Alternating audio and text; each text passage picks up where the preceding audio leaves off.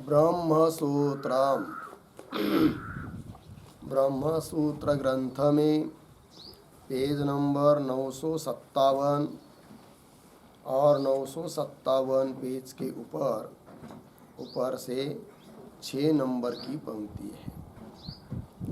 पंक्ति के उत्तरार्ध में आया है न च तैत्तिरीयके पुरुषस्य यज्ञत्वं श्रूयते। ठीक है, तो बात यह चल रही है कि तृतीय अध्याय तृतीय पाद और तृतीय पाद का यह 13 नंबर का अधिकरण है और इस अधिकरण का नाम है पुरुष विद्याधिकरणम। ठीक, और तैत्तरीय उपनिषद में तथा छांदोग्य उपनिषद में जो पुरुष विद्या श्रुति ने बताई है वह दोनों जगह की पुरुष विद्या एक ही है या भिन्न भिन्न है, इस बात का विचार करने के लिए इस अधिकरण की प्रवृत्ति हुई है। जबकि पूर्व पक्षी ने कहा था कि दोनों जगह की पुरुष विद्या एक ही है। अतः छांदोग्य में जो पुरुष विद्या के धर्म बताए हैं, गुण बताए हैं, उनका उपसंहार तैत्तरीय में बताई हुई पुरुष विद्या में उन गुणों का उपसंहार होना चाहिए, ऐसा पूर्व पक्षी का अभिप्राय। किंतु सिद्धांतियों ने कहा कि दोनों जगह की पुरुष विद्या एक नहीं है, अलग अलग है, इस बात को बता दिया। अतः गुणों का उपसंहार नहीं हो सकता है। और अब उसी बात को कह रहे कि तैत्तरीय उपनिषद में जो पुरुष विद्या बताई है वह तो क्या है, ततस्य एवं विदुषः इत्यादि पंक्ति से आया है। ततस्य एवं विदुषः यज्ञस्य आत्मा यजमान। तो इस श्रुति में जो पुरुष विद्या प्रतीत हो रही है, इस श्रुति के द्वारा इस श्रुति वाक्य में जो 2 पद आए हैं विदुषः और यज्ञस्य, यद्यपि दोनों जगह षष्ठी विभक्ति है किंतु वह षष्ठी विभक्ति समानाधिकरण नहीं है किंतु व्यधिकरण है, इस बात को कहेंगे। तो वही बात करें क्या, न च तैत्तरीय के, उसके पूर्व में एक वाक्य उत्तरण के रूप में लिखा था कल हम लोगों ने, क्या, किंच एकत्र अर्थात छांदोग्य में पुरुषस्य यज्ञत्वम, पुरुष में यज्ञत्व की कल्पना की गई है और तैत्तरीय में पुरुष के संबंधी यज्ञ बताया है। पुरुष ही यज्ञ ऐसी कल्पना नहीं है, पुरुष के संबंधी यज्ञ है। इस प्रकार का दोनों जगह का विलक्षणता, दोनों जगह में विलक्षणता होने के कारण दोनों जगह की विद्या एक नहीं हो सकती, ये सिद्धांती कह रहे हैं। तो पंक्ति देखिए, न च तैत्तरीय के, तैत्तरीय उपनिषद में पुरुषस्य यज्ञत्वम श्रूयते, न का अन्वय श्रूयते के साथ। तो तैत्तरीय उपनिषद में पुरुषस्य यज्ञत्वम, पुरुष ही यज्ञ है इति न श्रूयते, ऐसा श्रुति नहीं कह रही है। बोलेंगे कैसा आपको मालूम पड़ा, तब आगे कह रहे विदुषः यज्ञस्य, ऐसे 2 पद आए हैं। तो विदुषः यज्ञस्य इति ही न च एते समानाधिकरणे षष्ट्यौ, ये समानाधिकरण षष्ठी नहीं है।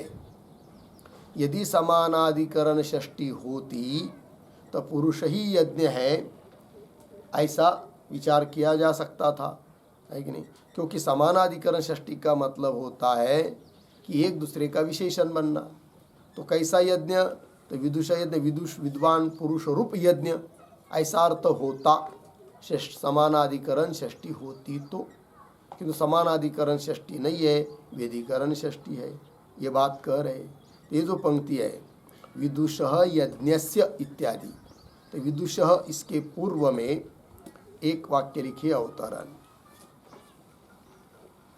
षष्ट्योः सामानाधिकरण्यात्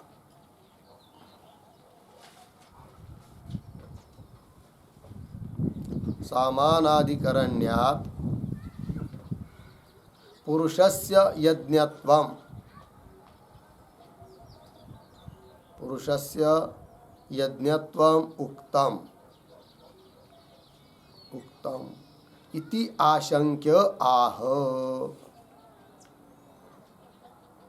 इति आशंक्य आह विदुषः इति।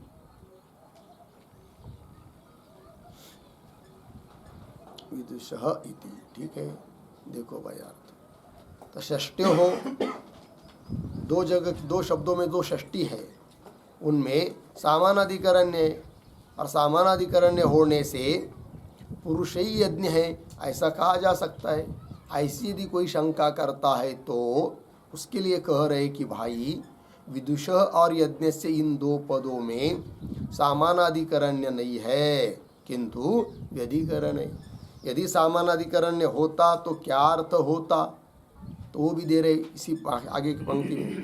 पंक्ति देखिए, विदुष यज्ञस्य, तो बोलेंगे कहाँ से लाए विदुष यज्ञस्य शब्द, तो बता दिया कि तैत्तरीय उपनिषद का जो वाक्य है तस्य एवं विदुष यज्ञस्य आत्मा यजमानः, कि जिसमें पुरुष विद्या जैसी प्रतीत हो रही है, तो उसी श्रुति में से ये दो शब्द है विदुष यज्ञस्य।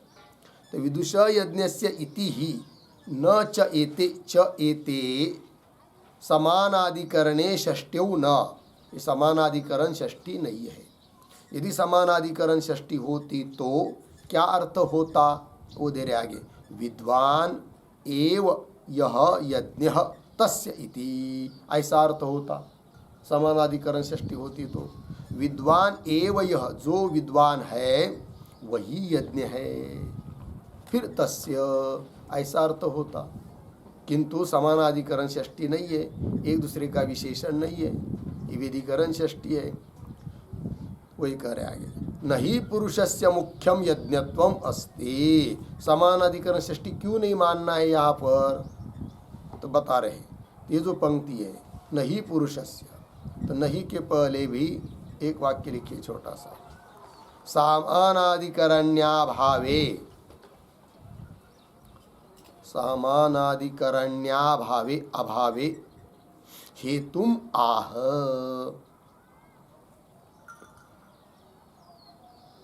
हेतुम आह नहीं इति।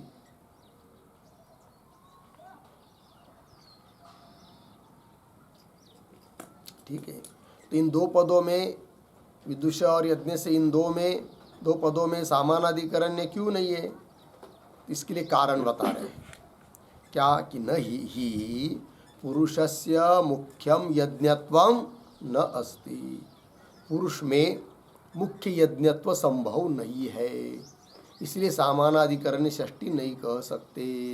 ठीक है ना, तो बोलेंगे पुरुष में मुख्य यज्ञत्व क्यों नहीं होगा, और छांदोग्य में कैसा है फिर, तो छांदोग्य में भी पुरुष में यज्ञत्व की कल्पना की, पुरुष यज्ञ करके, किंतु वास्तुतः मुख्य यज्ञत्व नहीं है, वो तो आरोपित यज्ञत्व है उपासना के लिए।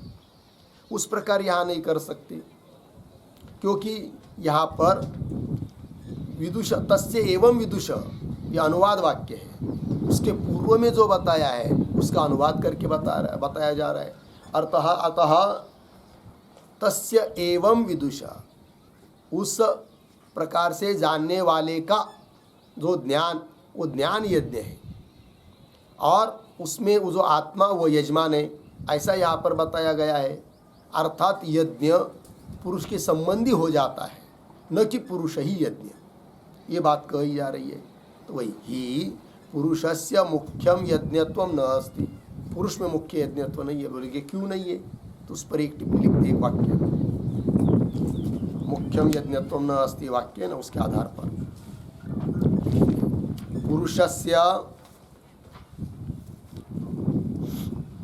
पुरुषस्य कर्तृत्वात्, पुरुषस्य कर्तृत्वात् यज्ञस्य च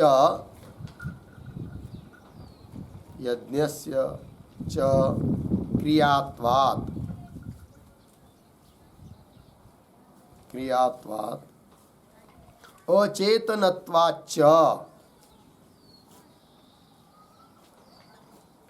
अचेतनत्वाच्च न पुरुष ऐक्यम संभवति, न पुरुष ऐक्यम संभवति इत्यर्थः।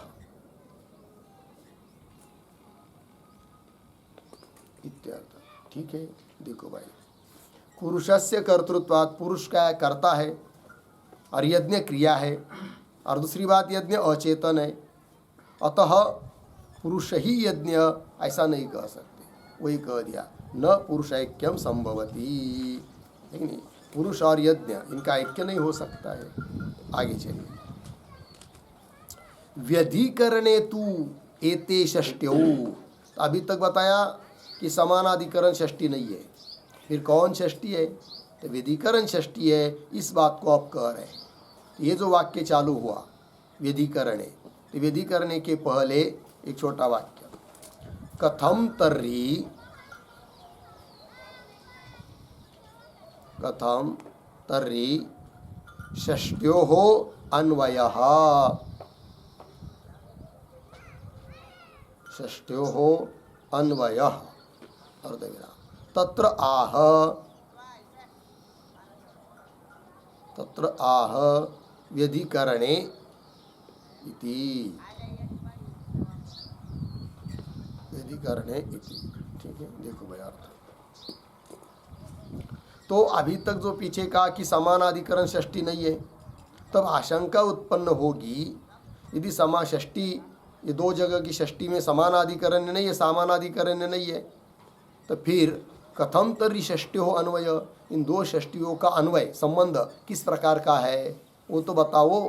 तब कह रहे भगवान भाष्यकार, व्यधिकरणे तु एते षष्ट्यौ, तु एते षष्ट्यौ व्यधिकरणे, ये दो शब्दों में जो षष्टि है वह व्यधिकरण षष्टि है। तो बोलेंगे व्यधिकरण षष्टि कर देने से क्या अर्थ निकल आता है वो बताओ फिर। तब कह रहे आगे, तो विदुषः यह यज्ञ तस्य इति, मूल वाक्य जो है तस्य एवं विदुषः है कि नहीं, तो क्या अर्थ होगा फिर, तो विदुषः विद्वान पुरुष का, ज्ञानी पुरुष का, जो यज्ञ ज्ञान रूप यज्ञ, तस्य यज्ञस्य, ऐसा वाक्य का अन्वय षष्टि का संबंध हो जाता है ना। तस्य एवं विदुषः, तो विदुष यह यज्ञ, विद्वान पुरुष का जो यज्ञ, अर्थात विद्वान ही यज्ञ नहीं, उसके संबंधी हुआ यज्ञ है कि नहीं, ऐसा अर्थ हुआ, तो संबंध हुआ वही। तो विदुष यह यज्ञ तस्य इति, है कि नहीं। तो देखिए, तो विदुषः, तो यहाँ पर जो षष्टि है वह कर्तार्थ में षष्टि है कि नहीं। तो एक वाक्य लिखिए उस पर, विदुषः यह, ऐसा है ना, लिखेंगे विदुषः इति कर्तरी षष्टि,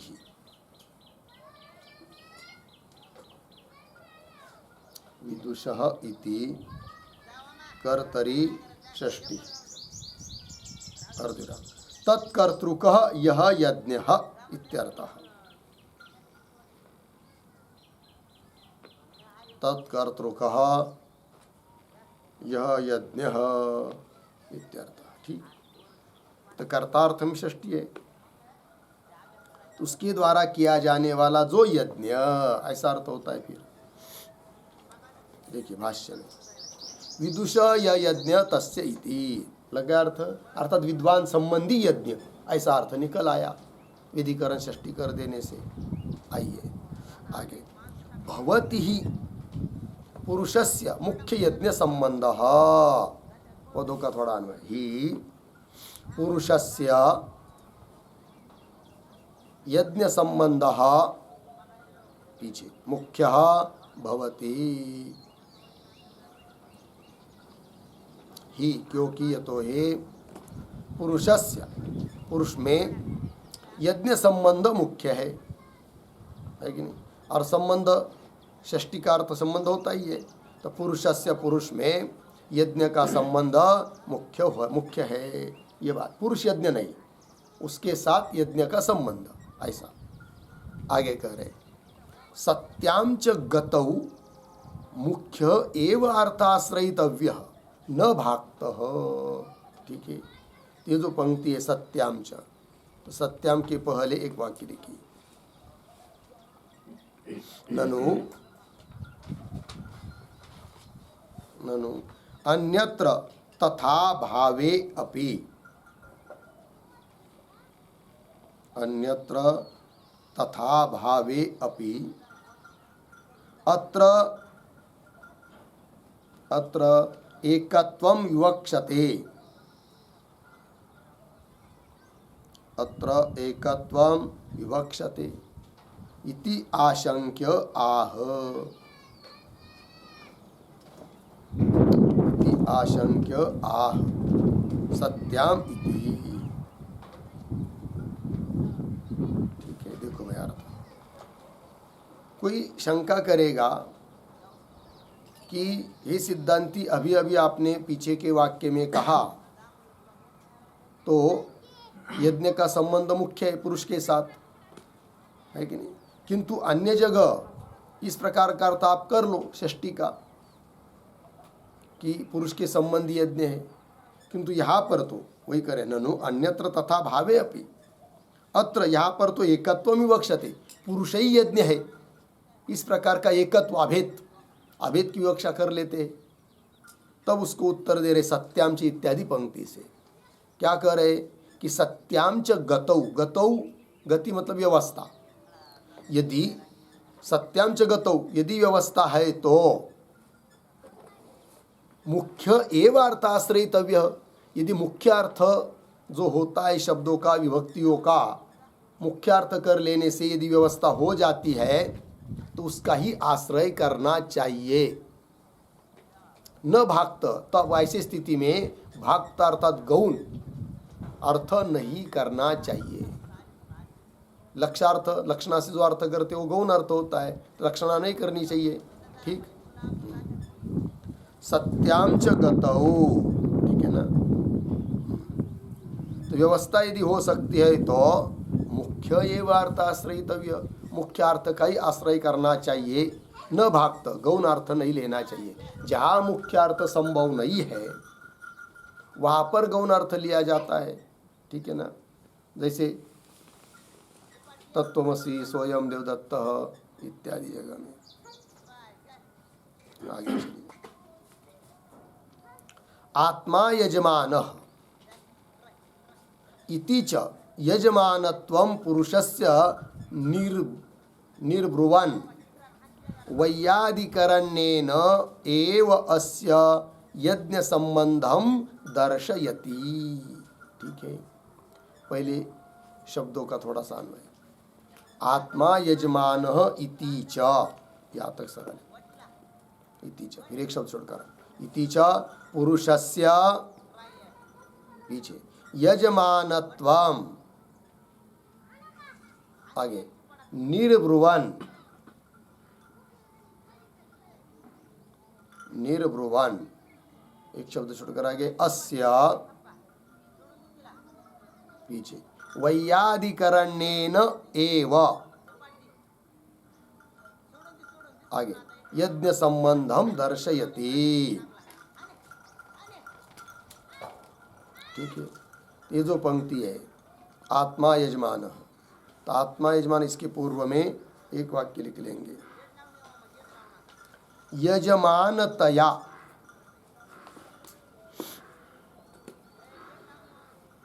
यजमानतया पुरुषस्य यज्ञ संबंधिता अभिधानात्, यज्ञ संबंधिता अभिधानात् अपि न यज्ञात्मकत्वं पुरुषस्य, न यज्ञात्मकत्वं पुरुषस्य इति आह आत्मा इति। ठीक है, देखो भाई अर्थ, तो यजमानतया पुरुषस्य, तो पुरुष को यजमान बता दिया गया है और यजमान कह दिया है पुरुष को, इसलिए यज्ञ संबंधिता अभिधानात्, इसलिए यज्ञ के साथ संबंध ही कथन हो जाता है क्योंकि जो यजमान होता है वो थोड़ी स्वयं यज्ञ होता है, यज्ञ अलग होता है और यज्ञ का यजमान अलग चीज होती है। और यहाँ पर आत्मा रूप पुरुष को यजमान कह दिया, इसका मतलब उस पुरुष के संबंधी है कौन? यज्ञ। यह अर्थ निकल आता है। अतः पुरुष ही यज्ञ, ऐसा अर्थ यहाँ पर नहीं कर सकते तैत्तरीय उपनिषद में। इसलिए छांदोग्य की पुरुष विद्या अलग, तैत्तरीय का पुरुष विद्या अलग है, दोनों एक नहीं। यह अर्थ निकल आएगा। देखिए फिर यजमानतया, यजमान के रूप में पुरुषस्य, पुरुष को बताया है, इसलिए यज्ञ संबंधिता विधान, तो यज्ञ संबंध का कथन हो जाता है। उससे भी यज्ञात्मकत्व पुरुषस्य न, पुरुष ही यज्ञ है ऐसा अर्थ नहीं हो सकता। ये बात कही जा रही है आत्मा यजमान इत्यादि पंक्ति से। तो पंक्ति को देखिए, आत्मा यजमान। आत्मा, आत्मा मतलब, आत्मा शब्द का अर्थ देखिए ज्ञानी पुरुष। ज्ञानी जो पुरुष है ना, वहीं पर वह उस प्रसंग में तैत्तरीय उपनिषद में उसी को यजमान कह दिया है। तो आत्मा यजमान, तो ज्ञानी पुरुष यजमान इति च पुरुषस्य यजमानत्वं निर्ब्रुवान। यह श्रुति वाक्य पुरुष में ही यजमानत्व का कथन करता हुआ, निर्ब्रुवान कथन करता हुआ क्या कह रहा है कि अस्य वैयाधिकरणेन एव यज्ञ संबंधम दर्शयति। अस्य पुरुषस्य, इस पुरुष में वैयाधिकरणेन एव, वेदीकरण षष्ठी मानकर रही यज्ञ संबंधम दर्शयति, उस पुरुष में यज्ञ का संबंध दिखाता है यह वाक्य। कौन सा? आत्मा यजमान, यह वाक्य। क्योंकि उसमें पुरुष में यजमानत्व कहा कह दिया है ना। अतः वैयाधिकरण्य विदुष और यज्ञ से इन शब्दों में होने से क्या कि यज्ञ संबंध ही मालूम पड़ रहा है, न कि पुरुष ही यज्ञ है। ये बात आगे चलिए। अपि च तस्यैवं विदुष इति सिद्धवत् अनुवाद श्रुतौ सत्यां पुरुषस्य यज्ञ भावम आत्मादीनां च यजमानादि भावम प्रतिपित्समानस्य वाक्य भेदः स्यात्। ठीक है, अब क्या बात कही जा रही है? ये जो पंक्ति है अपि च, उसके पूर्व में एक वाक्य लिखेंगे इतोपि, इतोपि तैत्तिरीय के पुरुष यज्ञत्वम, पुरुष यज्ञत्वम न इष्टम, न इष्टम इति आह अपि च, इति आह अपि च। ठीक है, इतोपि, इस कारण से भी क्या, तैत्तरीय के, तैत्तरीय उपनिषद में पुरुष यज्ञत्व न इष्ट, पुरुष ही यज्ञ है यह इष्ट नहीं है। इस कारण से भी, कौन कारण? वो दे रहे अपीच इत्यादि पंक्ति से। तो पंक्ति को देखिए, अपीच तस्य एवं विदुष, तो तैत्तरीय उपनिषद का जो वाक्य है तस्य एवं विदुष यज्ञस्य आत्मा यजमान इत्यादि, तो तस्य एवं विदुष इति, ये क्या, कैसा वाक्य है? जैसे कि सिद्ध वस्तु का अनुवाद कर रहा है यह वाक्य, ऐसा अर्थ है कि नहीं? सिद्ध वस्तु मतलब अन्य प्रमाण से प्राप्त है वस्तु और उसका अनुवाद कर रहा है, इस प्रकार का यह वाक्य है। क्योंकि क्या वाक्य है? तस्य एवं विदुषा, तस्य यह सर्वनाम है, पीछे का परामर्शक है, इसका मतलब पीछे और कुछ बताया है, और उस प्रकार इसको जानने वाले का, विदुषः यज्ञस्य, जानने वाले का यज्ञ, और उस यज्ञ का यजमान है कौन? आत्मा, ऐसा मालूम पड़ रहा है। अपीच तस्य एवं विदुष इति सिद्धवत् अनुवाद श्रुतौ, सिद्धवत्, सिद्ध वस्तु का अनुवाद किया जाता है ना, उस प्रकार यह अनुवाद श्रुति है। तो इस प्रकार की अनुवाद श्रुति होने पर सत्याम, अनुवाद श्रुतौ सत्याम, अनुवाद श्रुति विद्यमान रहने पर एक ही उसका अर्थ निकालना पड़ेगा। यदि दो दो अर्थ करेंगे तो वाक्य भेद भी हो जाएगा। वो कैसे? तो पुरुषस्य यज्ञ भावम, पुरुषमय यज्ञ भाव, पुरुषे यज्ञ है ऐसा अर्थ निकालोगे।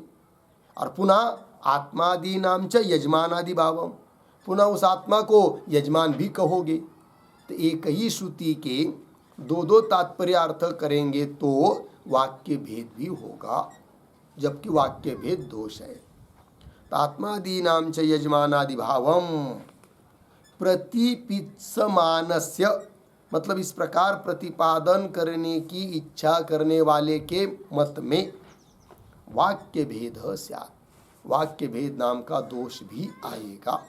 ठीक है ना। अतः पुरुष ही यज्ञ ऐसा अर्थ नहीं, किंतु पुरुष के संबंधी यज्ञ ऐसा अर्थ है। और ऐसा अर्थ कर दिया तो विधिकरण षष्ठी का अर्थ हो गया वो। और फिर ऐसा अर्थ करने से दोनों विद्या अलग अलग हो जाती है, छांदोग्य की और तैत्तिरीय की। अतः गुणों को, वहाँ के गुणों का उपसंहार यहाँ नहीं होगा, गुणों का अनुपसंहार, सिद्धांत पक्ष। प्रतिपित्समानस्य वाक्य भेद स्यात्, ये जो ये वाक्य वाक्य भेद स्यात्, इसके आधार पर एक टिप्पणी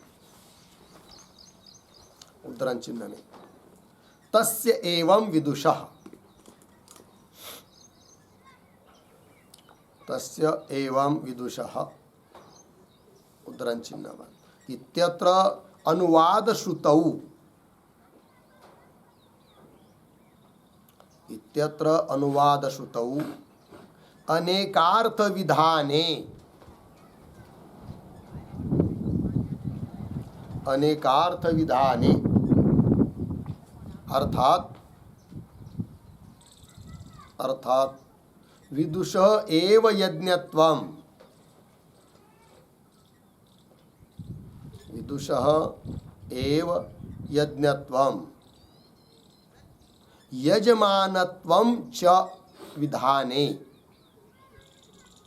यजमानत्वं च विधाने वाक्य भेद दोष प्रसंगः, वाक्य भेद दोष प्रसंगः इत्यर्थः। ठीक है, देखो भाई अर्थ। तो तस्य एवं विदुष इत्यत्र अनुवाद श्रुतौ, इस अनुवाद श्रुति में अनेक अर्थ का विधान मानेंगे तो वाक्य भेद होगा। कैसे अनेक अर्थ वो दे रहे? तो विदुष एव यज्ञत्वम, विद्वान को यज्ञ भी कहना एक बात, और उसी विद्वान को पुनः यजमान भी कहना, जबकि यजमान यज्ञ से अलग होता है। तो एक ही श्रुति वाक्य के अर्थ दो दो अर्थ निकालेंगे कि विद्वान ही यज्ञ है एक बात, और विद्वान ही यजमान है ऐसा दूसरा अर्थ, तब तो वाक्य भेद नाम का दोष भी आएगा। ठीक है, ऐसा दोष न आवे इसलिए यहाँ पर विद्वान ही यज्ञ है ऐसा अर्थ नहीं है, सामानाधिकरण्य षष्ठी नहीं है, वेदीकरण षष्ठी है, यह अर्थ हुआ। चलिए फिर प्रतिपित्समानस्य वाक्य भेद स्यात् हो गया इतना। आगे अपीच, और बोल रहे भाई, अपीच क्या करे, पंक्ति पढ़ता हूँ। अपीच अपीच सन्यासाम आत्मविद्यां पुरस्तात् उपदिश्य अनंतरं तस्यैव विदुष इत्यादि अनुक्रमणं पश्यन्तः पूर्वशेषः एव एषः आम्नायः न स्वतंत्रः इति प्रतीमः। ठीक है जी, चलिए भाई। तो ये जो पंक्ति है अपीच, उसके पूर्व में एक वाक्य लिखिए अवतरण। अपीच पैंगिनां तांडीनां च, पैंगिनां तांडीनां च फलांतर प्रयुक्ततया,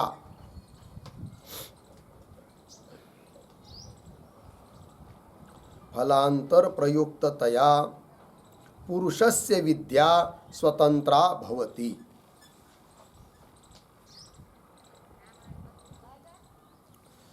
पुरुषस्य विद्या स्वतंत्रा भवति।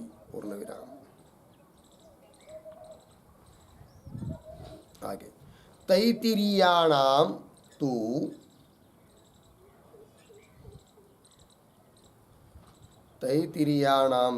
उद्धरण चिन्ह में तस्य एवं विदुषः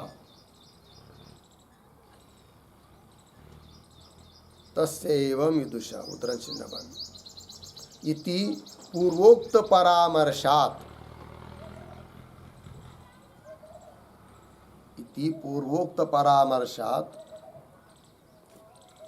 पूर्वेण एक फलत्व अवगमाच्च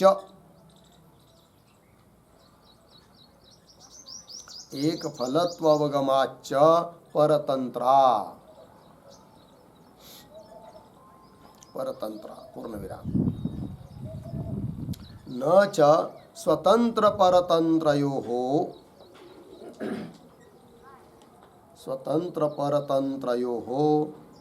ऐक्य संभवः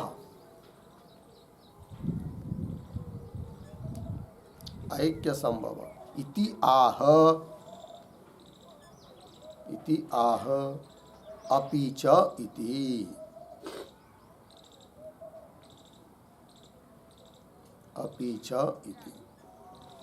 हो गया। देखो भाई अर्थ और क्या कह रहे, देखो भाई पैंगी नाम तांडी नाम मतलब छांदोग्य उपनिषद जब फलांतर प्रयुक्ततया पुरुषस्य विद्या स्वतंत्र फल के लिए प्रयुक्त हुई है वो पुरुष विद्या, इसीलिए वो पुरुष विद्या स्वतंत्र है क्योंकि उसका स्वतंत्र फल है।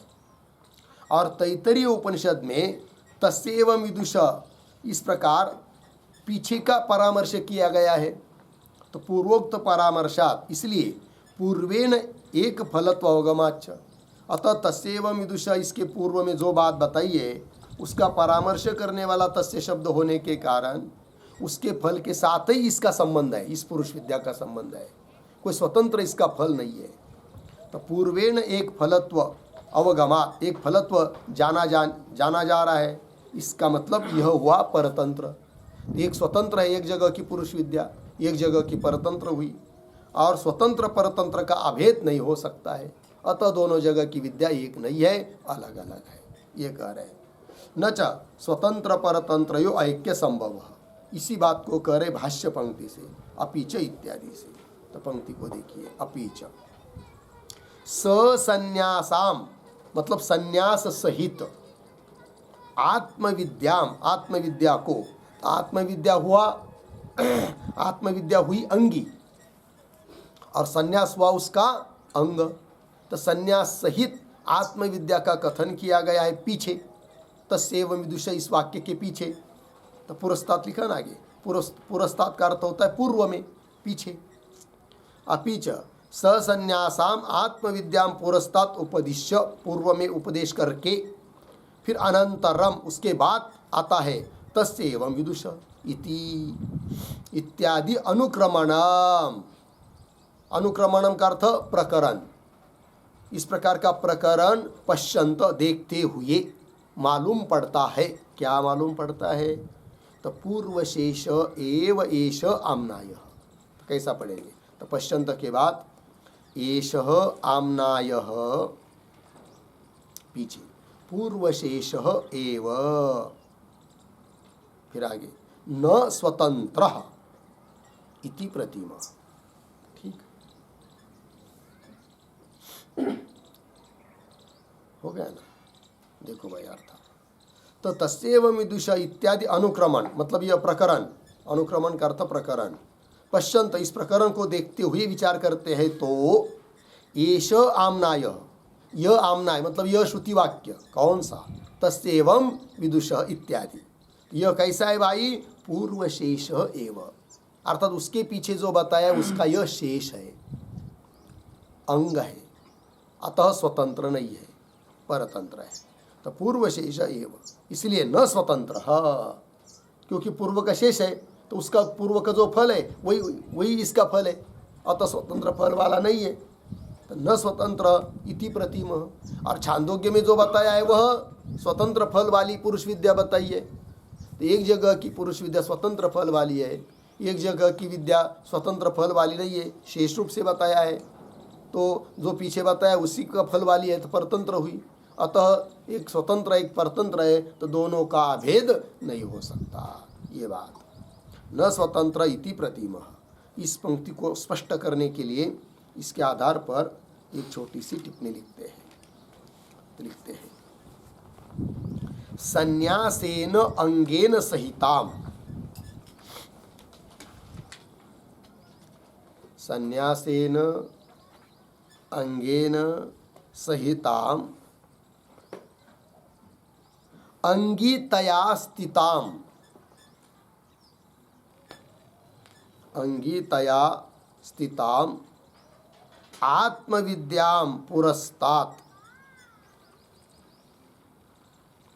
आत्मविद्याम पुरस्तात् उद्धरण चिन्ह में प्राजापत्यो ह आरुणिः, प्राजापत्यो ह आरुणिः उद्धरण चिन्ह बंद इत्यादौ अनुवाके,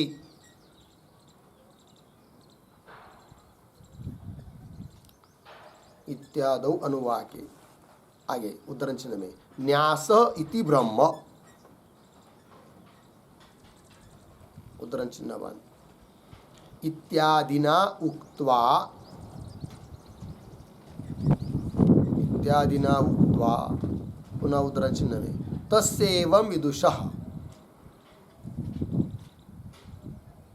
तस्यैवं विदुषः उद्धरण चिन्ह बंद इति पूर्वोक्त परामर्शात्,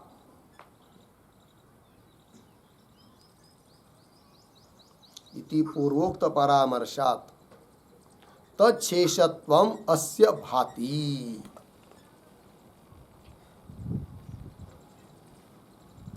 तच्छेषत्वम् अस्य भाति इत्यर्थः। हो गया। देखिए तो वाक्य प्रकर प्रसंग का सब बात बता दी।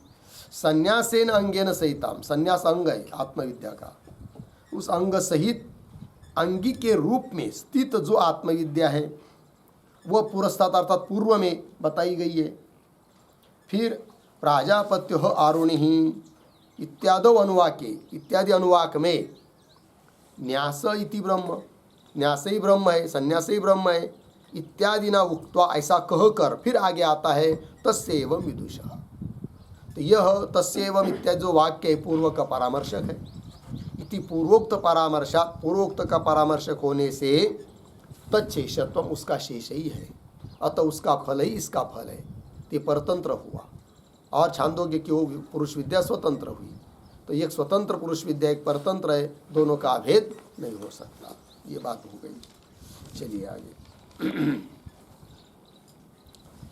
इति प्रतिमः, आगे तथा च एकम एव फलम उभयोः अपि अनुवाकयोः उपलभामहे ब्रह्मणो महिमानम आपनोति इति। ठीक है, ये जो पंक्ति है तथा च, उसके पूर्व में एक वाक्य लिखिए इतश्च,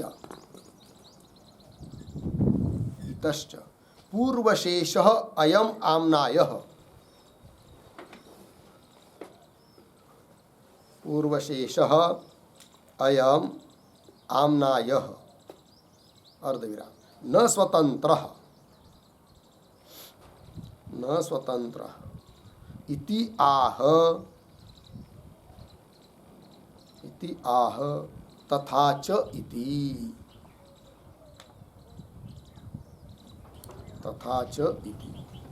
ठीक है, देखिए बयान इतश्च, इस कारण से भी क्या, पूर्वशेष अयम आमना, आमनाय, आमनाय मतलब तस्यैव विदुषः इत्यादि श्रुति वाक्य, ये पूर्व का शेष ही है, इस कारण से भी पूर्व का शेष है, स्वतंत्र नहीं है। कौन कारण, वो कारण दे रहे तथा च इत्यादि पंक्ति से, क्या तथा च एकम एव फलम उभयोः अपि अनुवाकयोपलभामहे। उभयोः अपि अनुवाकयोः एकम एव फलम उपलभामहे, है कि नहीं? तो उभयोः अपि अनुवाकयोः, दोनों अनुवाकों का, अनुवाक श्रुति वाक्य तस्यैव विदुषे इत्यादि, और उसके पूर्व में जो बात बताई है, उन दोनों जगह का फल एक ही उपलब्ध हो रहा है, अलग अलग फल उपलब्ध नहीं हो रहा है कि नहीं? फिर वो फल एक का ही है, एक का नहीं, ऐसा नहीं कह सकते ना, तो दोनों का मिलकर फल है, अतः एक दूसरे का अंग हो गया ये बात। तो उभयोऽपि अनुवाकयोः एकम एव फलम उपलभाम, एक ही फल को हम उपलब्ध कर रहे हैं। तो बोलेंगे कौन वो फल है और कौन श्रुति में बताया है? तो वो दे रहे ब्रह्मणः महिमानम आपनोति, ठीक है ना? ये बात बता दिया है क्या कि ब्रह्म की महिमा को प्राप्त होता है। ऐसा जो आत्मविद्या वाला व्यक्ति है, ज्ञानी, वो ब्रह्म की महिमा को, ब्रह्म की स्थिति को प्राप्त कर लेता है। तो ब्रह्मण महिमानम आपनोति इति, एक फल बताया हुआ होने के कारण भी क्या सिद्ध हुआ कि स्वतंत्र नहीं है। तस्यैव विदुष, यह पीछे का शेष है, यही निश्चय हुआ। ठीक है, आगे चलिए। इतरेषां तु अनन्य शेष पुरुष विद्याम्नाय। अब यहाँ तक तो तैतरेय का बता दिया, फिर छांदोग्य में क्या स्थिति है उस बात को आप कह रहे हैं। इतरेषां तु, तो ये जो पंक्ति है इतरेषां, तो इतरेषां के पहले एक छोटा वाक्य लिखिए। तैतरीयाणाम,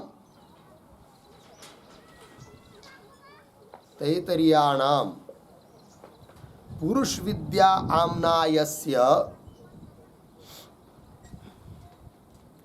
पुरुष विद्याम्नायस्य पारतंत्र्यम उक्त्वा,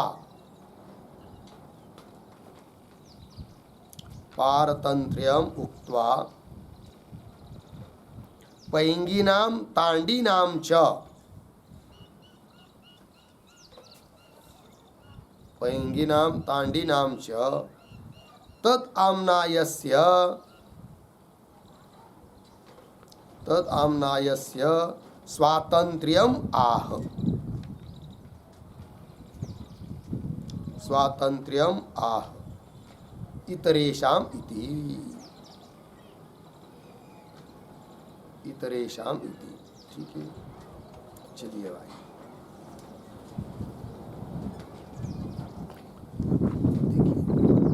तैतरीयाणाम पुरुष विद्याम्नायस्य, तैतरीय उपनिषद में जो पुरुष विद्या का कथन करने वाला श्रुति वाक्य है वह परतंत्र है। ये बात अभी तक ऊपर कह दी। फिर अब तैंडी नाम, पैंगी नाम, तैंडी नाम, तांडी नाम च, अर्थात छांदोग्य उपनिषद का जो पुरुष विद्या बताने वाला वाक्य है वह स्वतंत्र है, इस बात को अब कह रहे हैं। तो दोनों का वैलक्षण्य हो जाएगा, विलक्षणता हो जाएगी। तो वही कह रहे इतरेषां तु अनन्येषः पुरुष विद्या आम्नायः। कैसा पढ़ेंगे? इतरेषां तु पुरुष विद्या आम्नायः, पीछे अनन्य शेषः, फिर आगे आयुः इत्यादि, आगे सरल है। देखिए अर्थ, इतरेषां, इतरेषां का अर्थ लिखिए छांदो, छंदोगानाम।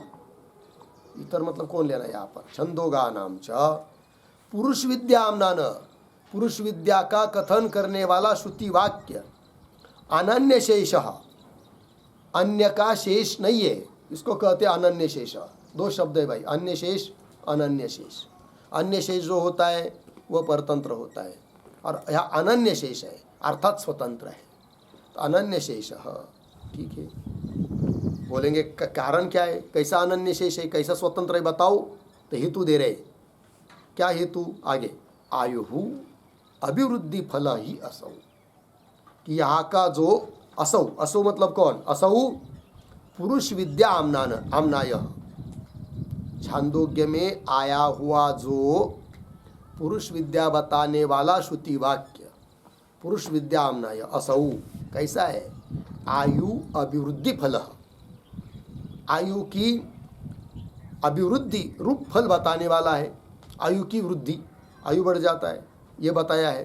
तो बोलेंगे कौन है वो वाक्य, जरा बताओ।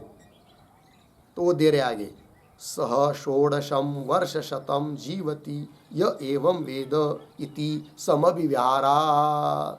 समविव्याहारात् समीप उच्चारणात्, इस प्रकार का समीप में ही उस प्रकरण में उच्चारण किया गया है, कथन किया गया है। क्या है वो वाक्य, यह एवं वेद, पीछे का परामर्श, जो इस प्रकार जानता है वह क्या फल उसके लिए, सह षोडशम वर्ष शतम जीवति, षोडशम सह वर्ष शतम, षोडश मतलब 16, 16 सहित 100 वर्ष, मतलब 116 वर्ष जीता है, ऐसा फल बताया है छांदोग्य में। यह एवं वेद है कि नहीं, जो इस प्रकार जानता है। तो स षोडशम वर्ष शतम जीवति इति समविव्याहारात्, हो गया इतना। आगे, तस्मात् शाखांतराधितानां पुरुष विद्या धर्माणाम आशीर मंत्रादीनाम अप्राप्ति तैत्तिरीयके, ठीक है ना।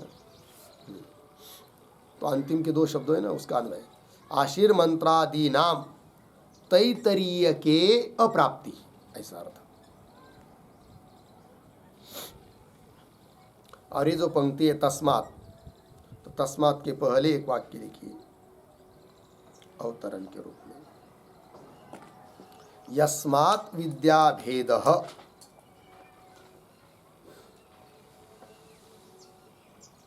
यस्मात् विद्याभेदः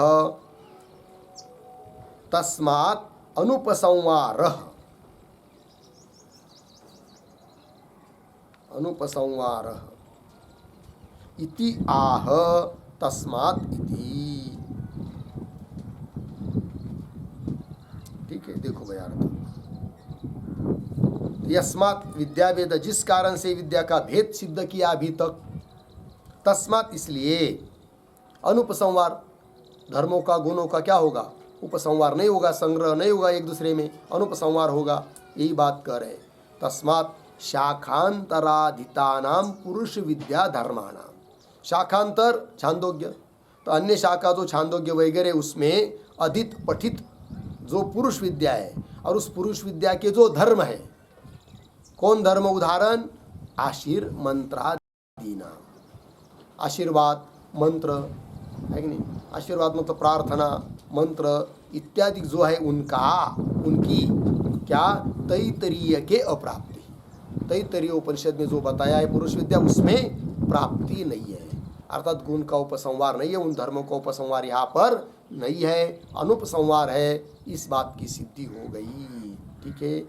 इसके साथ साथ यह अधिकरण यहाँ समाप्त हुआ और 24 नंबर के सूत्र का भाष्य भी पूरा हुआ, ठीक है। आगे 14 नंबर का अधिकरण चालू हो रहा है, एक ही सूत्र का यह अधिकरण है, और इस अधिकरण का नाम है, क्या है, वेदादि अधिकरणम, ऐसा ही है ना, क्या है, वेदादि अधिकरणम, बराबर है ना। तो चलिए फिर, तो इस अधिकरण के अंगों को हम लोग लिख लेते, 6 अंगों को। तो शीर्षक है 14 नंबर, वेदादि अधिकरणम।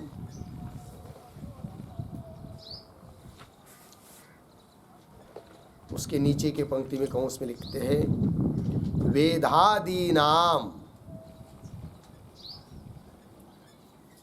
वेदादीनाम विद्या अनंगताधिकरणम, विद्या अनंगताधिकरणम, पूर्ण विराम कौंस बंद, हो गया। नीचे नंबर 1 संगति, बराबर पूर्वाधिकरणेन सह,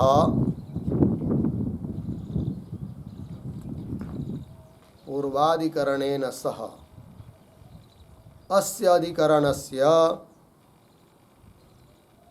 अस्य अधिकरणस्य दृष्टांत संगति ही अस्ति,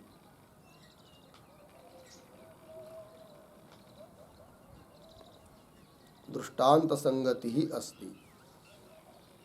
पूर्ण विराम। तथा ही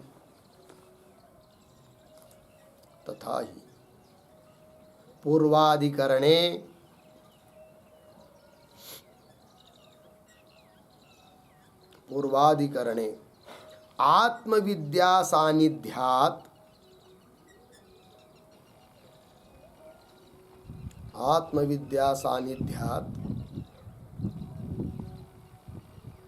पुरुषयज्ञस्य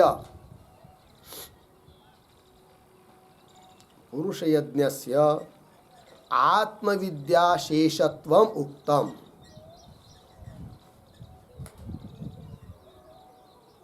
आत्मविद्याशेषत्वम् उक्तम्। पूर्ण विराम। तथा अस्मिन् अधिकरणे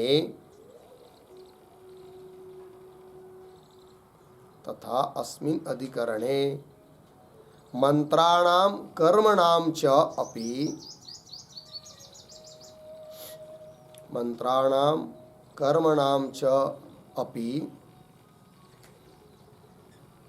सानिध्यात् तत्तत् विद्याशेषत्वं स्यात्।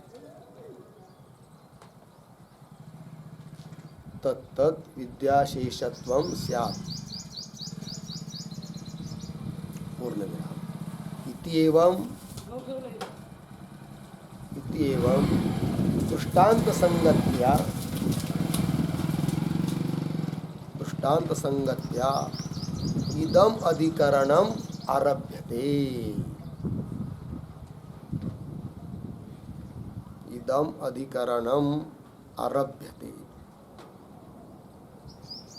हो गया। अर्थ देखो भाई, वेदादि अधिकरण है। क्या कहना इस अधिकरण में? तो वेदादि कुछ मंत्र है, वो कौन है बताएंगे आगे। और प्रवर्ग आदि कुछ कर्म है आदि शब्द से। तो वेदादि मंत्र, प्रवर्ग आदि कर्म, ये सब विद्या अनंगतादि कर्म, विद्या के अंग नहीं है, इस बात को बताने के लिए अधिकरण है। जबकि पूर्व पक्षी कहेगा कि विद्या के अंग होने चाहिए। ठीक है, चलिए। तो संगति क्या है?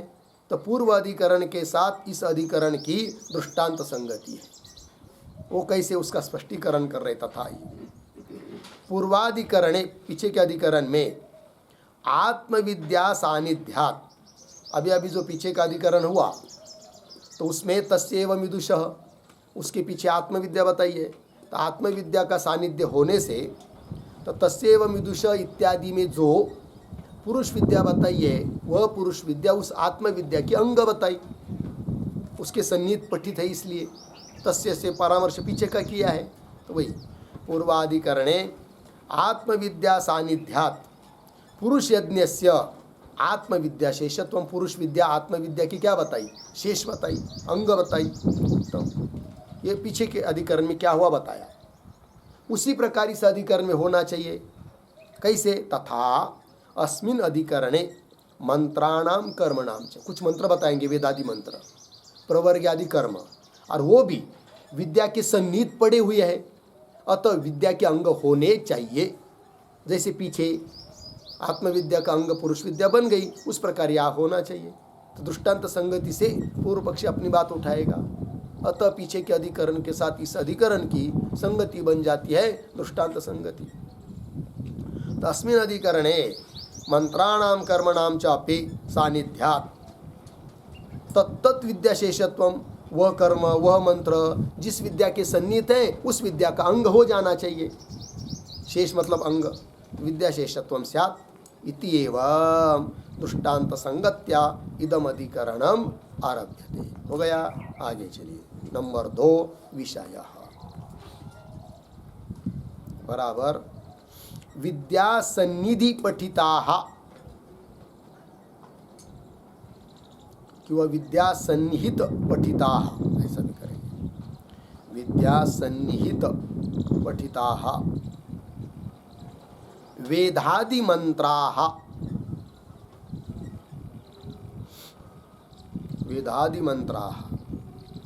प्रवर्ग्यादि कर्म च,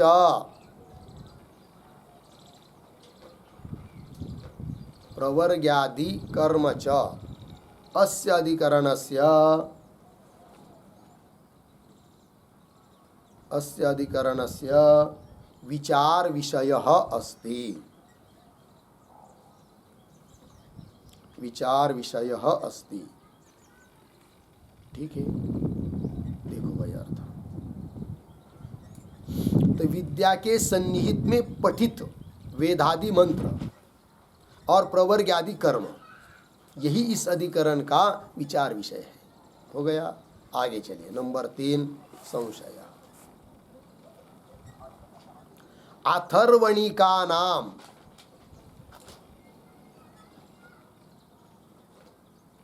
अथर्वणिका नाम उपनिषदारंभे,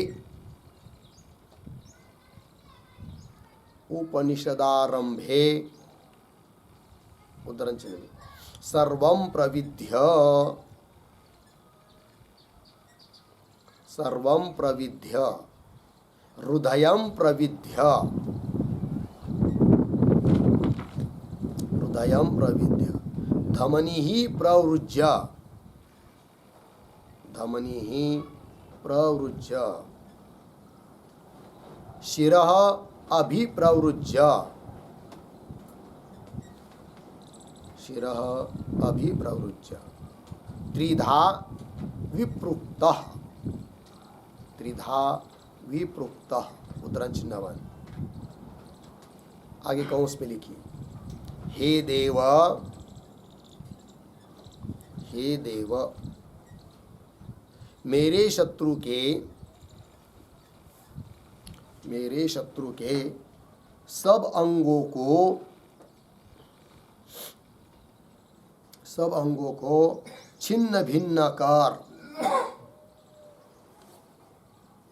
छिन्न भिन्न कर, विशेषतः, विशेषतः हृदय को विदीर्ण कर, हृदय को विदीर्ण कर, नाड़ियां तोड़ दो, नाड़ियां तोड़ दो, मस्तक का सभी ओर से, मस्तक का सभी ओर से नाश कर, नाश कर। उसी प्रकार मेरा शत्रु, उसी प्रकार मेरा शत्रु 3 प्रकार से, 3 प्रकार से छिन्न भिन्न होवे,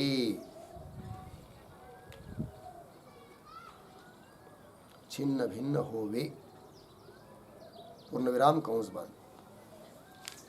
आगे, इत्यादि मंत्र समाम्नायः अस्ति, इत्यादि मंत्र समाम्नायः अस्ति, पूर्ण विराम। आगे, वाजसनेयीनां तु, वाजसनेयीनां तु उपनिषद आरंभे, उपनिषद आरंभे उदाहरण चिन्ह में, देवा ह वै, देवा ह वै सत्रम निषेधुः, सत्रम निषेधुः, उदाहरण चिन्ह में, इत्यादि प्रवर्ग्य ब्राह्मणम, प्रवर्ग्य ब्राह्मणम पठ्यते इति, पठ्यते इति, पूर्ण विराम। आगे, तत्र किम इमे सर्वे, तत्र किम इमे सर्वे प्रविद्यादयः मंत्राः, प्रविद्यादयः मंत्राः, प्रवर्ग्यादीनि च कर्माणि।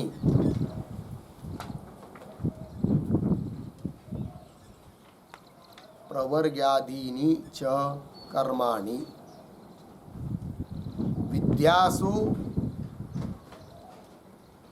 विद्यासु उपसंह्रियेरन्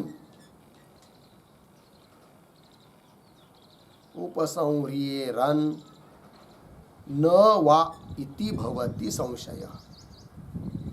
न वा इति भवति संशयः।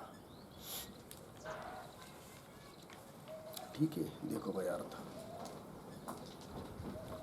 तो अथर्वणिका नाम, अथर्ववेद को पढ़ने वाले उनका जो उपनिषद है, उन उपनिषद के आरंभ में एक मंत्र आता है, सर्वं प्रविद्य हृदयं प्रविद्य धमनी प्रवृज्य शिरोभि प्रवृज्य त्रिधा विप्रोक्तः इत्यादि।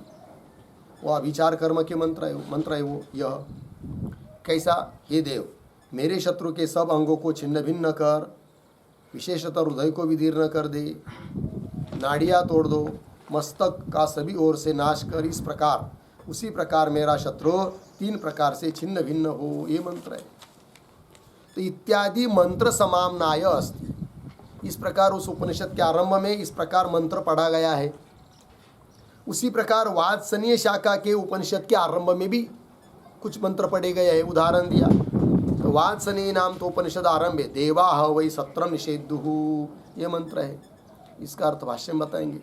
इत्यादि प्रवर्ग्य ब्राह्मणम पठ्यते। प्रवर्ग्य ब्राह्मण, प्रवर्ग्य कर्म बताने वाला ब्राह्मण बताया है, ब्राह्मण नाम का प्रकरण पठ्यते इति। संशय क्या होता है तब करे, तत्र किम, क्या, इमे सर्वे प्रविद्यादय मंत्राः, ये जो पहला मंत्र है सर्वम प्रविद्य, उसका नाम रख दिया प्रविद्यादि मंत्र कह दिया उसको।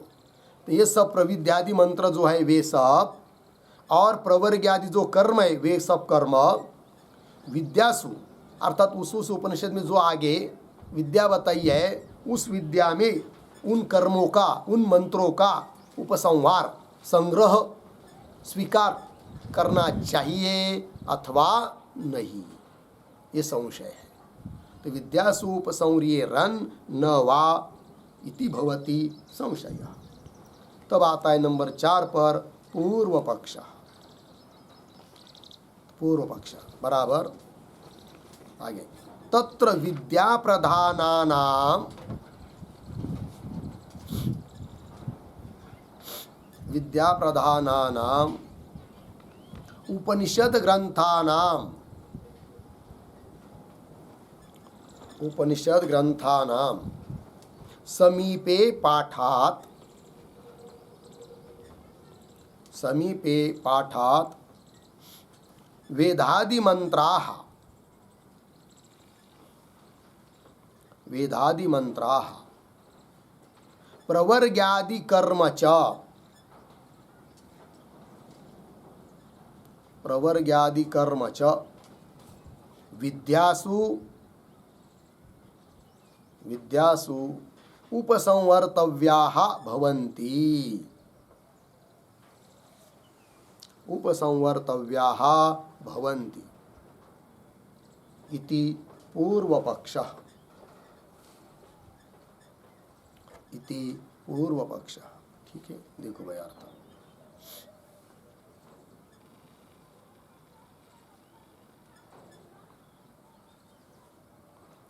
तत्र विद्या प्रधानानाम उपनिषद ग्रंथानाम, विद्या का प्राधान्य है जिनमें ऐसे जो उपनिषद ग्रंथ, उसके समीप इन मंत्रों का और प्रवर्ग्यादि कर्मों का पाठ है, और समीप पाठ होने के कारण उन विद्या में इन मंत्रों का और प्रवर्ग्यादि कर्मों का संग्रह कर लेना चाहिए, अर्थात उस विद्या के साथ ही इनका संबंध है, ऐसा समझना चाहिए। ये बोल रहा है कौन? पूर्व पक्ष। तब आता है नंबर 5 पर सिद्धांत।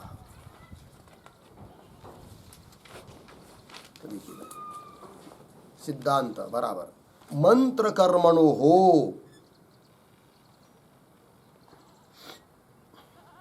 मंत्र कर्मणो हो विद्यांगत्वम न भवति, विद्यांगत्वम न भवति। पूर्ण विराम। यतो ही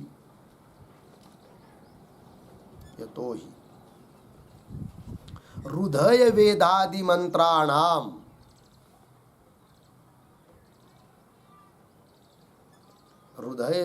मंत्राणाम लिंग प्रमाणात अभिचार कर्मणि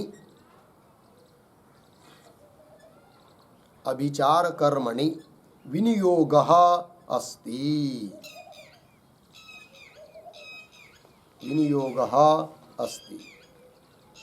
पूर्ण विराम। कौंस में लिखिए अभिचारः बराबर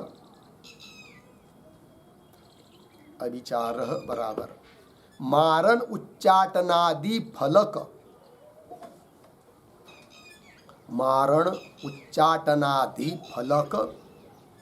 तांत्रिक प्रयोग विशेष।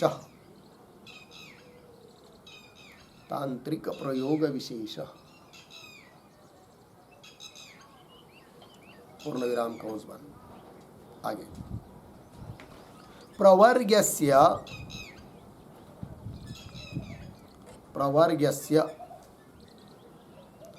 आगे उदाहरण चिन्ह में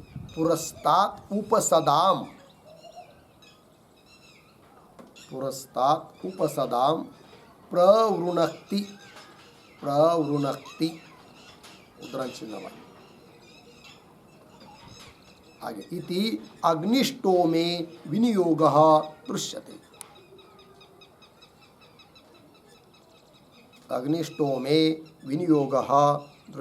पूर्ण विराम।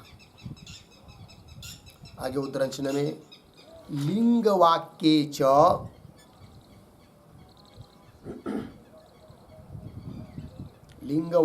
च सन्निधेः बलीयसी।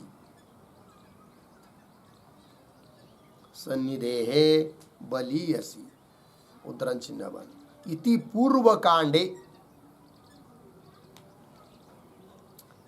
पूर्वकांडे श्रुतिलिंगाधिकरणे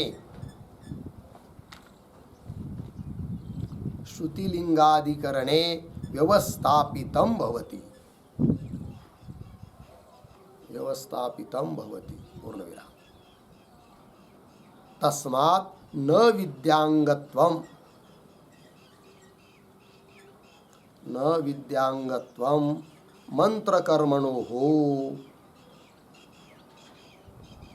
मंत्रकर्मणो इति सिद्धांतः। हो गया। देखो भाई अर्थ तो सिद्धांती कहते कि वो मंत्र और वो कर्म प्रवर्ग आदि वे विद्या के अंग नहीं है। बोलेंगे क्यों? यतो ही कारण हृदय वेदादि मंत्राणाम, हृदय वेदादि जो मंत्र है कि नहीं, वे हृदय वेदादि मंत्र बताया ना अभी सर्वम प्रविद्य हृदयम प्रविद्य इत्यादि, तो वे लिंग प्रमाण से अभिचार कर्म में उसका विनियोग है, उपयोग है उन मंत्रों का। अतः वो विद्या के अंग नहीं है, सिद्धांती बोल रहे हैं। तो हृदय वेदादि मंत्राणाम अभिचार कर्मणि विनियोग, अभिचार कर्म में उनका विनियोग है, उपयोग है। बोलेंगे कैसे? लिंग प्रमाण। और पूर्व पक्षी उन मंत्रों को विद्या का अंग मान रहा है। किस बल पर? सन्निधि के बल पर, सानिध्य के बल पर। किंतु सानिध्य की अपेक्षा लिंग प्रमाण बलवान है कि नहीं? वही कह रहे। श्रुति, लिंग, वाक्य, प्रकरण, स्थान, समाख्या, ये प्रमाण होते हैं ना, तो उसमें एक लिंग प्रमाण है। तो लिंग प्रमाणात अभिचार कर्मणि विनियोग। अभिचार क्या होता है? मारण उच्चाटनादि फल वाला जो तांत्रिक प्रयोग विशेष, उसको कहते अभिचार। अच्छा, प्रवर्ग्य कर्म, इसका विनियोग कहाँ है फिर? तब करे पुरस्तात् उपसदाम प्रवृणक्ति। इस वाक्य के आधार पर अग्निष्टोम याग में उसका विनियोग है, प्रवर्ग्य नाम के कर्म का। अतः वह प्रवर्ग्य नाम का कर्म भी सन्निधि के आधार पर विद्या का अंग नहीं है। भले विद्या किसी उपासना के पास में पड़ा हो, प्रवर्ग्य नाम का कर्म, किंतु सन्निधि बल पर उस विद्या का वो अंग नहीं है, क्योंकि इस वाक्य से वह अग्निष्टोम में उसका उपयोग है, यह बात बताई गई है। ये सिद्धांती बोल रहे हैं। तो अग्निष्टोम में विनियोग दृश्यते। अच्छा, दूसरी बात, लिंग और वाक्य ये प्रमाण बलवान है सन्निधि की अपेक्षा, यह बात निर्णित हो चुकी है पूर्व मीमांसा में, है कि नहीं। अतः पूर्व पक्षी सन्निधि के आधार पर विद्या का अंग बनाना चाहता है, और सिद्धांतियों ने कहा कि लिंग और वाक्य इन प्रमाणों के आधार पर वे मंत्र और प्रवर्ग आदि कर्म दूसरे के अंग है, विद्या के अंग नहीं है। और लिंग और वाक्य ये प्रमाण बलवान है सन्निधि की अपेक्षा से, यह बात निर्णित हो चुकी है पूर्व कांड में। श्रुति, लिंग, वाक्य, प्रकरण, स्थान, समाख्या ये प्रमाण होते हैं ना पूर्व मीमांसा में। तो लिंग वाक्य च सन्निधि, सन्निधि की अपेक्षा बलियसी बलवान है, द्विवचन। कौन? लिंग वाक्य बलियसी, लिंग और वाक्य बलवान है। इति पूर्व कांडे, पूर्व मीमांसा में श्रुति लिंगाधिकरण गया एक पूर्व मीमांसा में, उसमें व्यवस्थापित किया है, निश्चित किया गया है। तस्मात् विद्यांगत्वम, तस्मात् न विद्यांगत्वम मंत्र कर्मणो, इसलिए मंत्र और कर्म विद्या के अंग नहीं है, यह सिद्धांत हुआ। ठीक, चलते हैं आगे नंबर 6 पर, प्रयोजनम बराबर पूर्व पक्षे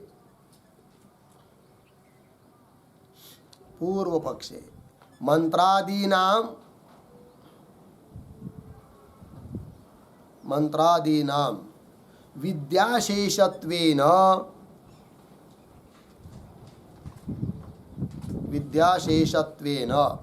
उपसंहारः फलं भवति। उपसंहारः फलं भवति। पूर्णविराम। आगे सिद्धांते मंत्रादीनां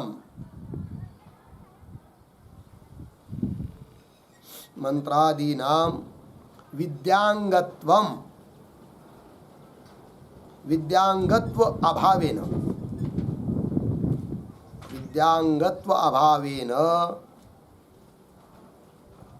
विद्यासु अनुपसंहारः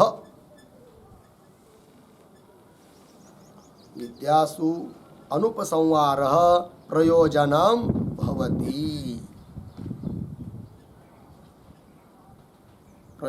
भवति। इति एवं उभयोः फलभेदः अस्ति।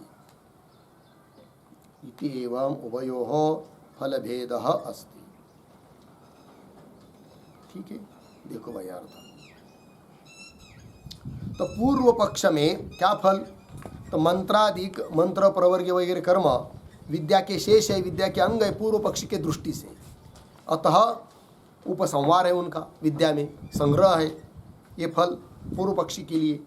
और सिद्धांत में मंत्रादिक विद्या के अंग न होने से, विद्या अंगत्वाभावेन, विद्या में उनका उपसंहार नहीं है, अनुपसंहार है, ये फल है। इस प्रकार दोनों का अलग अलग फल भी बता दिया। तो ये अधिकरण के 6 अंग हो गए। अब अधिकरण का सार बताने के लिए वैयासिक न्यायमालाकार के जो हर एक अधिकरण के लिए 2-2 श्लोक होते हैं, उन श्लोकों का उच्चारण और अर्थ देख लेंगे, फिर भाष्य का विचार कल करेंगे। तो श्लोकों का उच्चारण और अर्थ देखते हैं।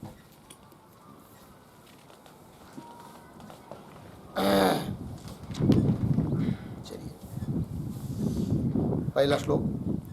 वेद्य मंत्र प्रवर्ग्यादि विद्यांगमथवा न तु विद्यासन्निधि पाठेन विद्यांगे मंत्रकर्मणि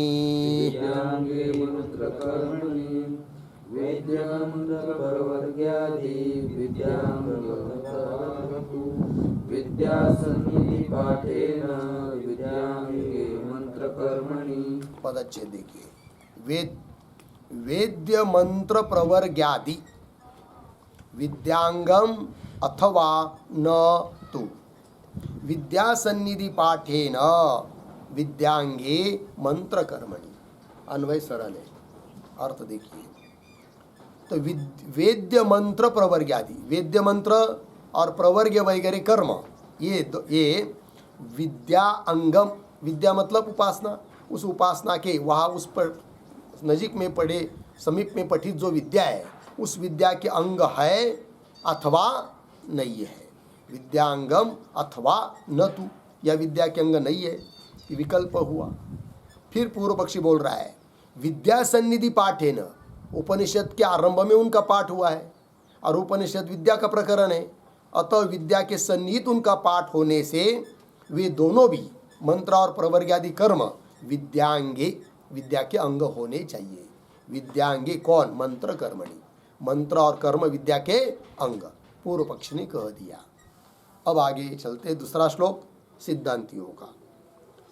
लिंगे नान्यत्र मंत्राणाम, लिंगे नान्यत्र मंत्राणाम, वाक्येनापि च कर्मणाम, वाक्येनापि च कर्मणाम, विनियोगात् सन्निधिस्तु विनियोगात् सन्निधिस्तु बाध्यो तो नांगता तयोः, बाध्यो तो नान्गता तयोः। लिंगे नान्यत्र मंत्राणाम, वाक्येनापि च कर्मणाम, विनियोगात् सन्निधिस्तु बाध्यो तो नान्गता तयोः। ठीक पदच्छेद। लिंगेन अन्यत्र, मंत्र नाम है ना छपा हुआ आपके पुस्तक में, तो मंत्राणाम चाहिए, त्रा मंत्राणाम, वाक्येन अपि च कर्मणाम, विनियोगात् सन्निधि तु बाध्य अतः न अंगता तयोः। ठीक, अब अन्वय।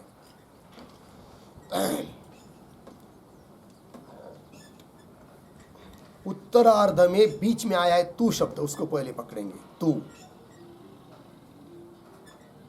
फिर एकदम शुरू में आइए श्लोक के, लिंगेन, एक शब्द छोड़कर आगे, मंत्राणाम, पुनः एक शब्द छोड़कर आगे, च, पीछे वाक्येन, आगे कर्मणाम, पीछे अपि, फिर शुरू में अन्यत्र,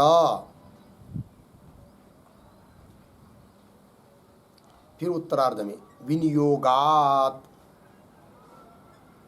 सन्निधि, एक शब्द छोड़कर आगे बाध्य अतः, अंतिम का शब्द तयोः, पीछे अंगता न। हो गया, देखो भाई अर्थ। तू परंतु लिंगेन, मिल गया ना, लिंगेन मतलब लिंगरूप प्रमाण से, प्रमाण के आधार पर, मंत्राणाम च और वाक्येन मतलब वाक्य रूप प्रमाण से, कर्मणाम कर्मों का, क्या कर्मों का भी, अन्यत्र विनियोगा, अन्यत्र विनियोग है, उपयोग है। मंत्र का विद्या में उपयोग नहीं है, अन्यत्र उपयोग है। कर्म का भी विद्या में उपयोग नहीं है, अन्यत्र उपयोग है। मंत्रों का अन्यत्र उपयोग है, किस प्रमाण के आधार पर? लिंग प्रमाण के आधार पर। प्रवर्ग आदि कर्मों का अन्य जगह विनियोग है, किसके आधार पर? वाक्येन, वाक्य रूप प्रमाण के आधार पर, अलग अलग प्रमाण हुए। तो लिंगेन हो गए ना, तो लिंगेन मंत्राणाम अन्यत्र विनियोगात्, एक वाक्य पूरा हुआ। वाक्येन कर्मणाम अपि अन्यत्र विनियोगात्, अन्यत्र विनियोग होने से क्या? फिर बोलेंगे, पूर्व पक्षी बोलेगा हमने कह दिया कि सन्निधि के कारण विद्या के अंग होने चाहिए, उसका क्या?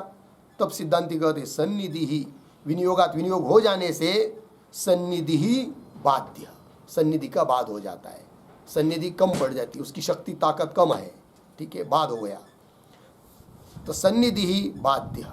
अतः इसलिए तयोः अंगता न, तयोः, तयोः मंत्र कर्मणोः, मंत्र और कर्म ये विद्या के अंग नहीं है। तयो हो अंगता न, उन दोनों में विद्या की अंगता नहीं है, विद्या के वो अंग नहीं है। ये बात निर्णित हो गई। ठीक है, चलिए, तो सिद्धांति ने अपनी बात कह दी। फिर आगे भाष्य आता है, श्लोक सूत्र आएगा, उन सभी बातों का विचार हम लोग कल करेंगे। ओम पूर्णमदः पूर्णमिदं पूर्णात् पूर्णमुदच्यते पूर्णस्य पूर्णमादाय पूर्णमेवावशिष्यते। ओम शांति शांति शांति।